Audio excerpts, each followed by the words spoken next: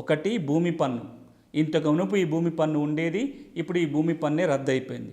2 నీళ్ళ మీద పన్ను, సాగునీటిపై పన్ను.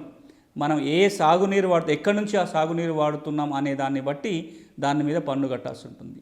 మూడవది ఇప్పుడు మనం మాట్లాడుకున్నది మార్కెట్లో పంట అమ్ముకున్నప్పుడు పంట మీద కట్టాల్సిన పన్ను గురించి.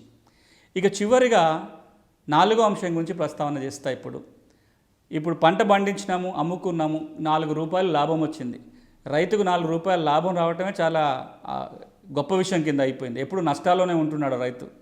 లాభం వచ్చింది, ₹4 ఆదాయం వచ్చింది. మరి ఈ ఆదాయం మీద రైతు పన్ను కట్టాలా? రైతు వ్యవసాయంలో సంపాదించుకున్న డబ్బుల మీద ఆదాయం పన్ను కట్టాలా వద్దా? చట్టం ఏమంటుంది అది కూడా ఒకసారి మనం తెలుసుకునే ప్రయత్నం చేద్దాం.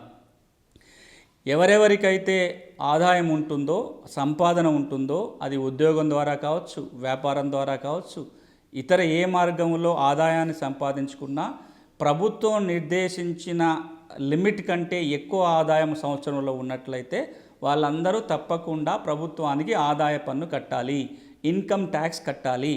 వ్యవసాయం మీద వచ్చే ఆదాయం మీద ఇన్కమ్ ట్యాక్స్ కట్టాలా వద్దా, చట్టం ఏముంటుందో ఇప్పుడు మనం తెలుసుకునే ప్రయత్నం చేద్దాం.